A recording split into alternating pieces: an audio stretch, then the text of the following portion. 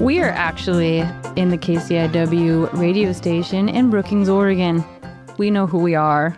I'm Amanda Whittemore, co-host Ben McQuaid. Ben McQuaid. Co-host with the co-most. Yes. We're again here making it happen and with full volunteer support. This radio station is 100% ran, volunteers, donations. So thank you, listeners. Thank you for being wherever you are, turning it up, subscribing, contacting at 541-661-4098. And we love it when you call and ask us questions. We're still have yet to find out where that number goes to, right, Ben? As far as we know, yes. Okay. Got to go somewhere Gotta good. go somewhere. So you guys call and let us know who's answering that number, 541-661-4098. Awesome. This is the Quality Living with Peaceful Support program, and that's what we do here. We make sure it's quality. We are definitely alive. And we actually have some real live humans in here with us, Ben. We do, which is the back end of the support part of it. Yeah, absolutely. 100%. Maybe the front tonight, maybe the side. I don't know. We're not sure yet. Right. The rhombus side, if for all of you people that are into geometry out there. Absolutely. Well, we're just going to get to it. Let's just invite our guest and introduce them. We have Alisa Green from the Green Team. Hello. How are you tonight? I am doing great. How are you? Doing all right. Doing good. And we are here to talk with another super special guest. But before we do that, we're just going to make sure our listeners are ready. Sit down. They got their popcorn, something juicy to drink on. And we had been, Alisa Green has been on here many times and a very favorite guest of ours. And we have a topic for the Quality Living show tonight. TTEAL.org.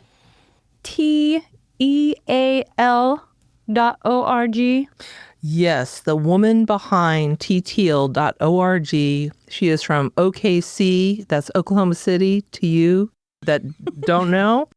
And she's NBA champions, yeah, by the way. Yeah, okay. Awesome. Anyways, Tara Green is no relation, but she is a rock star in her own right. And I hope that this interview helps show who she is and what TTEAL is all about. Thank you for being here. Thank you. I'm so excited. I love it. Yeah. Right on. All the way from Oklahoma. OKC, yes. Like I said, yes, your listeners will probably hear my accent. I do talk with a little bit of an accent, although I lived here at one time in Brookings, Oregon, where my family did. But yeah, here Okay. from OKC. That's one of our probes that we do here. We like to ask where and how, how you got, how did you learn about Brookings? How did you find us? I know. Okay, so I was telling a friend earlier that it's like, if you don't know, you can't get here. No. But once you get here, it's the most magical and beautiful place. And I was so blessed that, not blessed that I was a pastor's kid growing up, but my dad did pastor Brookings, Oregon, Nazarene. Okay. When I was in college. So I came back here a lot for summers Really? and for extended periods of time. And yeah, they actually were here for almost 15 years. Wow. Rick and Mary Lynn Green, Okay. which a lot of your viewers or listeners would know. Well, maybe we're going to have to put some videos and make a little video so we can have viewers too. Yeah, that'd be great. Yeah, we got pics. Yeah, good. Sweet. And so from that session of, being here many years ago and then your parents moved or you moved with them, or how did you get to where you went? And Yeah, good question. We moved around a lot as I was a PK, pastor's kid. Yeah. Yes. And so they actually moved. We were in San Diego and moved here my freshman year of college. And so I kind of was like, whoa, okay, I'm going to stay here in San Diego, but get to come back to this beautiful place called Brookings. And at the time my dad took the job, I remember cell phones didn't work here. They still don't. No, just kidding. It's choppy, right? Yeah. And I'm grateful. Good word to put. Yeah. We're grateful for that. Yeah, and it's so amazing to be back here and see what has become of this town in such a beautiful way. It's prospered, and there's been a regentrification, and I love it. I love it for this. I fell in love with this town when my parents moved here, although I was like, why are you leaving me? Yeah. So my abandonment issues. Me? Yeah, exactly. What happened? But I'm so thankful I get to be back here. And it's, kind of crazy that I am here right now. Well, I'm glad you're here. I love your energy, and this is going to be really fun when Alisa says, hey, I got something super special for you. I'm like, let me see all of it. Like, tell me all about it. And I'm like, oh, let's just, right now. Perfect. Let's do it. Thank you. And so how did you guys meet? On the stage. We met on the stage, and we were both singing. And when Tara and I met, it was like, wow, we just really clicked. And then she went on a trip, and she can tell more if she'd like or not, but that's where we met. On the stage? On the stage of Nazarene Church. We both were in the choir. Oh, okay. We were All both right. in the choir that summer. Yes. Okay. Yeah. Elisa's got a really good alto voice, and I have the soprano. So we actually did do well together on that. It's so random. There you go. I play alto sax. Hey. So Okay. That's so cool. Musicians, creative artists, like all of it is amazing, right? And I think you find people in your life along the way that you connect with. And what has been so cool about being back here with knowing Alisa from the stage, as I would say, is it's just a full circle moment, because when she mentored me as a 20-something-year-old, I was the age how do I say that, right? You're the age that I was. When you mentored me as a 20-something. You guys aren't 20? No. No. we'll say We're this. gonna get I mean, trouble I'm Ben, but I'm not Benjamin Buttons. Okay, so I will just say this. I am a stage 4 ovarian cancer survivor, so I'm never afraid to say my age. I am 42 years old. I was born on August 4th, 1983. Way to Go, go. sister. You go. Way to go. Yeah. Way to go. We're all high-fiving each other and have teal shirts on, just so you know. Epic. And I'm holding a teal piece. It's blue, but I'm gonna hey, those are my notes from last week. Okay. Yeah. So if I can interject here, when Tara found out she had stage 4 ovarian cancer, she was 29 years of age. And quite frankly, our group, our people, our family, and I say family, people that love and care for Tara, we were all going, whoa. And what happened next would blow your mind. But Tara, you think I'm a fighter. Tara is a fighter. And Tara, I think you need to tell that story. I am a fighter. So Alisa, I'm champion. Here. I'm here. Actually, so ironically, this trip was so spontaneous, and I put that on my social media actually today, because this is a trip you plan out, right? Getting to Brookings, like we were talking about. I don't know if this was on camera or whatever, but we were talking about how hard it is to get here. And Destination location. Absolutely, yes. It's a destination location. It's a commitment. And I planned it 3 weeks ago, and here I am. But I'm here just to kind of circle back on some things. But when I was planning it, I didn't realize that it was 13 years since my diagnosis. Was this last week. Yeah. Holy heavens. Yeah. Major. You are a fighter. Yeah. She is a fighter. Yeah. And winner. when she found out that she had ovarian cancer, she started outreaching to people with bracelets that said, Fight like a girl. fight like a girl. Nice. Yeah. It's a real deal. Yeah. And then from that, Yeah. she started a Facebook page, Yeah. Something like that. something like that. Oh, Well, okay. I'm a man raised by women, Okay. so that makes tons and tons of sense. Yeah. So basically, she used to be a cheerleader, right, Tara? Way back. Oh, gosh. Oh yeah. Top of the pyramid. So Yeah. Come on. she collected, okay, if you will, she collected her team for her support through this journey. And I love that analogy, by the way. Yes. I knew you would. You're great at those. And this is why I've stayed in contact with this lady for more than 2 decades. Like, she's amazing. And she's right. So I spent my career initially in child welfare and I just saw so much like disparity and people who didn't have support and poverty and people needing some love and light. Sure. And when I started fighting cancer, so I got the hard news that it's stage 4. Like, it's pretty bad. It's terrible. And you're going to die from this, but you have 2 options. You either go home and sulk or you fight. And that's what I chose to do. And had a really hard surgery and just started reaching out to people and saw what an impact it made. Yeah. We thank you for that. Absolutely. Thank you. Sure. Sweet. Yeah. Well, and to expand upon that, Tara came out and talked to people in Brookings after she had started the chemotherapy.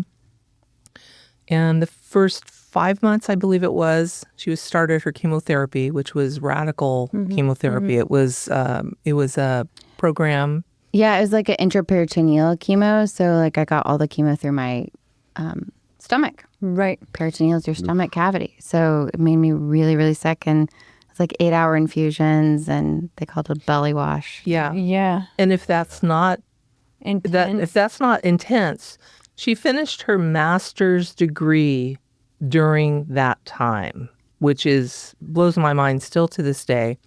And then in August that year, she came out and talked to us. And during that time, I sat there. I've done bags all over the world, and so I was sitting there going, "Man!" She started bringing care things to the other people that were receiving chemotherapy. Yeah. She saw the need and she acted on it. I mean, it's so awesome.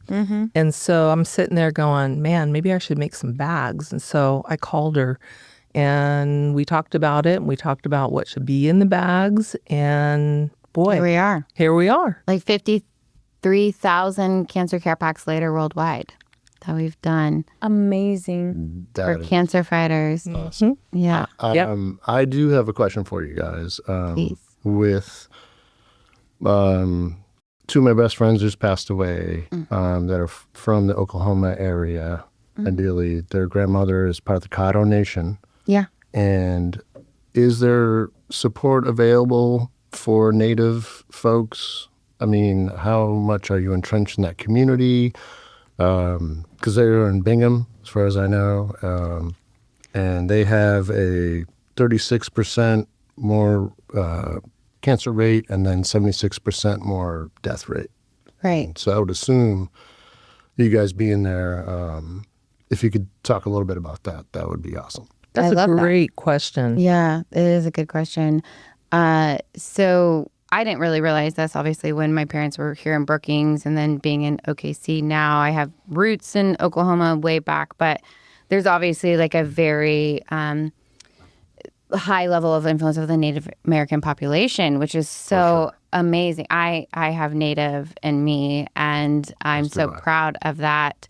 And I've been so blessed to like work closely with some of the tribes in Oklahoma City and receive funding from them. And I actually have a really funny story about a Native, like related to that. I would never. Bring it. I want to remind listeners that we are on the KCIW radio station listening to Quality Living with Peaceful Support, and we're talking with Teal. Okay. Yeah, so I feel like this would be a good influence for maybe anybody in application, but at the time it was so freaking embarrassing. Okay. So in Oklahoma City, our state superintendent his wife got a care pack when she was fighting breast cancer. And so then in 2019, we were the beneficiaries of the Speaker's Ball.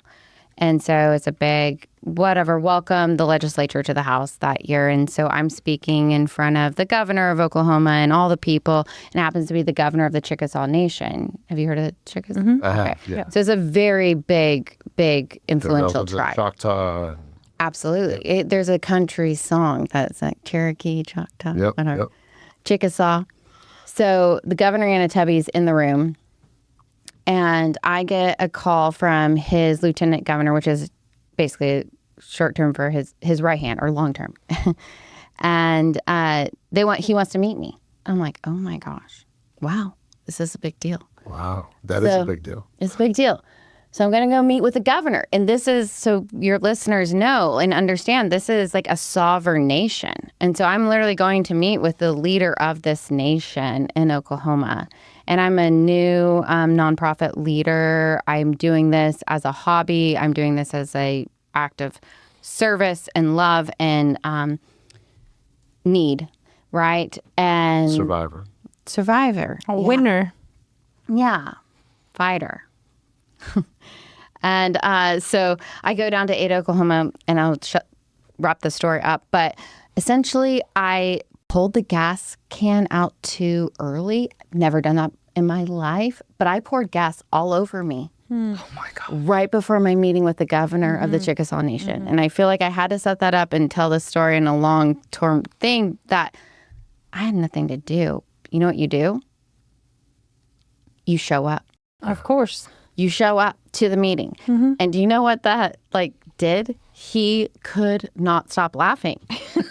But I walked into this room smelling. He's like, my car's full of gas. I don't need you at all. And I mean, it's unfortunate that I'm known as the gas lady for this sovereign nation. But there is something to that. But I'm sorry. To your question, yes, we do work closely with the tribes and the Indian Clinic and OKC right there. They're social workers and all the people, just to make sure we're making. I'm very passionate about not duplicating services, and we want to make sure everybody gets the help that they need. I assumed as much. I just wanted to bring it up. It brought up the gas lady story. Well, And are you Buddhist or not? Come on. and what's funny, not funny, but funny, one of the supports that Tenaciously Teal does is they do give gas cards to people that are receiving. Yeah. That's awesome. Gas lady. Gas lady. Love it. That's awesome. I smell terrible. No. Literally You sound terrible. awesome. I was in a business suit and was like, what do? You show up. You show You up. just show up. Mm-hmm. Smell like gas. Real quick, just on that point of showing up, Amanda and I have talked a lot about surviving versus living. Love it. And that is living versus Thriving. surviving. Yeah. What you just did, showing up, like you said. It's another. Cool. It's taken that to the next level. Survive, live, show up. Show up can be anywhere in there. Right. Because I could have very easily sent an email, right, in that situation and been like, hey, I can't Or some make it. anthrax. I'm sick. I'll tell you about that. Yeah. I have COVID. I don't know. No. Whatever that You show up, you make it happen, you do what you got to do. And that brings us to a really unique question that we ask here on the Quality Living Show. We're at 105 shows, 103. I don't know exactly because I didn't do my homework last night. But so I'll make my board tonight, I promise. So Quality Living is the name of our program. And we like to ask our guest, what does how does the word quality fit into your world? What does it represent to you? That's a good question. I like this. Whew. Well, it's thriving for sure, right? And life is so hard. It's so many different points in the, juncture. And it's like being together. Community, but truly thriving. So I learned this not that long ago. The last couple of years has been a very one of the hardest kind of times in my life, and that's saying something since I went through chemotherapy treatment in 2014, but the last couple of years were hard, really hard. And I started walking, and like it changed my trajectory. I was like Forrest Gump, like just walking. Totally. And I walked today, and it was raining, and I got back, and I was wet, and I was cold, but I walked, and I felt so much better. It was like a shift in my mindset, and it's so good for you. Just your nervous system to do that. So I feel like thriving, I have to have some movement to thrive. Yoga, walking. Journaling did the same thing for me. And that's another thing. Yeah. I've started that practice and had people tell me, you have to do this. And did it over the years, but have really tried to make that a habit. And it, again, is so, it changes you. It just like you get it out, and it doesn't mean anything besides you are just writing on a piece of paper. And I actually was at this conference really quick, not that long ago, and this was a big AI guy in Silicon Valley, and he was like, you know what I do every single day? I wonder. I take a minute to take a piece of paper and a pen and a paper, and I sit down without any noise and any music or anything, and I wonder. And if it's just one page, then you wondered. And how cool is that? I love it. I love it. Yes. And what's the best way for people to learn about this program if they want to get involved, or if they have more questions for you, or what's your best contact? Yeah, I mean, we are on Facebook. They can go to our website at TTEAL.org. And yeah, I'm available. But that's where I like to connect with people, you know, and I always tell people I hope they don't need me, but if they do, I'm first and foremost a social worker and happy to be a support of prayer and love and hope, because there is hope. I was told I wasn't going to be here, and here I am in Brookings, Oregon on a spontaneous trip. Well, that's a great way to put it. 13 years later. That's a great way to put it. I hope I'm not needed. You know what I mean? But if I am, I'm here. Here I am. Yeah. People can take that like the other way, but that means like, hey, I'm good. And that's absolute peaceful support right there. Yeah. Yes. And we do mail care packs nationwide, so they can request a care pack from us at any time, and we'd be happy to mail them one. Yeah. Sweet. Good deal. One of the programs that they do that I admire is what's called Brave Shave. Oh, yeah. Tell me about this. Yeah. Yes, Tell our listeners. The Yes. Brave Shave. So a lot of times during chemotherapy, people lose their hair. And so rather than having your hair fall out in the sink, you they throw a party. Basically, it's a party. And they have a barber shave your hair with your family and friends around. They have light snacks and so forth. And this is in Oklahoma City, people, just so you all know, doesn't happen here at this point in time. I feel like we talked about this. And so we did. I think we Okay. did. On air? It could. No. Just you and me? Okay, I'm just having deja vu, sorry. Yeah. Just recently, actually. Because I asked if we could do that here. I was like, let's have a party. And do other people shave in conjunction? Like they're like the uncles and aunties and parents? Sometimes. Yeah. right? Sometimes. Yeah. Sometimes.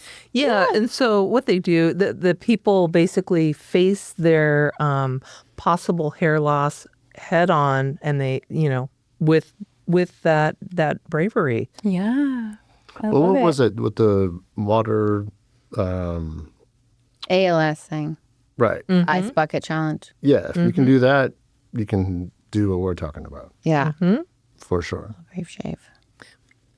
Are there any goals or anything you would like to say to our listeners that would, who's just words of motivation or advice or?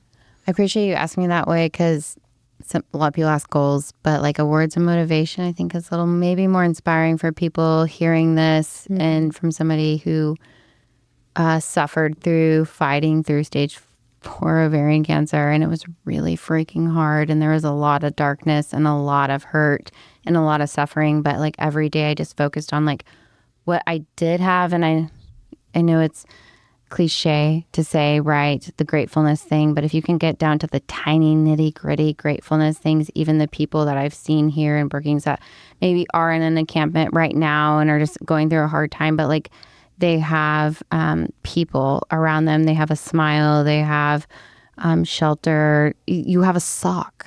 If you like start to be thankful for your socks, life gets a little brighter. And that's what you really have to do in those times is to focus on what's and then when you focus on what's good, you look at like how you can be good for other people. And that makes the world better. Like then it's a trajectory and a continuation and a mushroom, if you will. It's just kind of envelops you. Right. So. The whole healing process that like starts to animate and like goes beyond your own self, and then the God and this universe hears that and gives you more support. Right. And yeah, I believe that. Yeah. I do too. Yeah. It's hard. It's a practice, right? But if someone listening can hear that and be like, man, I'm grateful for my sock today, and then they can be grateful for the next thing and the next thing, like every breath might make you smile. Totally. Yeah. We talk about smiles here a lot. I love that. This is why I felt such a good energy. Opening a door or that kind of thing. That's awesome. Just smiling at somebody that you don't know. Well, Very let's cool. all have this big, huge smile, and you guys are going to feel the smile. You're going to feel the hug all throughout these airwaves, and we're just going to give all the support we have in the most peaceful ways, and we are here for you. Give a call or email contact@kciw.org. Thank you for listening. Thank you for being here. Thank you. Yeah. Bye. Bye. Love you. Much love.